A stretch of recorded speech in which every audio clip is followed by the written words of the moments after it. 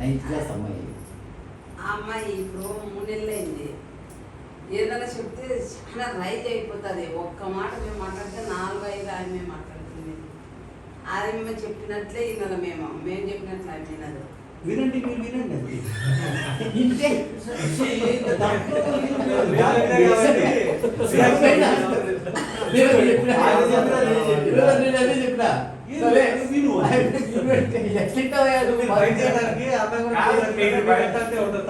పాతకాలం సినిమాలు నేను ఎవరైనా వస్తే చెప్తాను. ఎవరైనా వస్తే నా భార్య ఊరికే తిడతాంటే సినిమాలు చూసారా పాతవి, రమణారెడ్డి ర్యాలింగ్ ఫోటోలు పెట్టుకో. కొంచెం బ్రదర్, ఆడపిల్లలంటే కొంచెం పశుపాతి. ఆడపిల్లలంటే మగపిల్లల కంటే ఆడపిల్లలపై నేను ఎక్కువ ప్రేమ చూపిస్తాను. అట్లే నా కూతురు కంటే కనుక నా అల్లుడు కథ కూతురు మనోరాలు చెప్తుంది. ఆ విధంగా గారావంగా చూస్తాడు.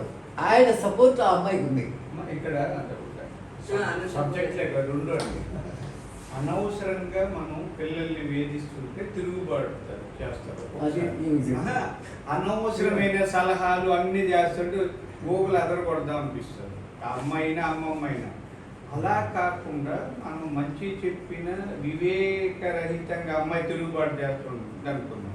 అప్పుడు హార్మోనల్ ఇంబ్యాలెన్స్ అనుకున్నాం. అది మీరు అమ్మాయి పరిస్థితులు బట్టి ఇప్పుడు అంత నస్సంతా చేస్తాడేమో ముయ్యమను అంట. ఇది నన్ను అంత మాట అంటే నీకు నస్స భరించలేక ఆయన భరించవచ్చు, నాకెందుకు?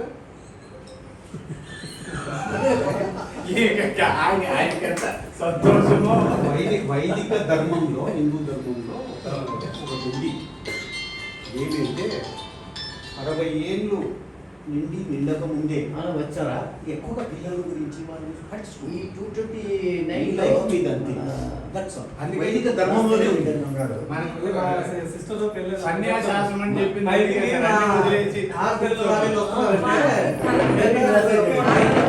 పెళ్లి చేసే వాళ్ళే చూస్తూ ఉంటారు.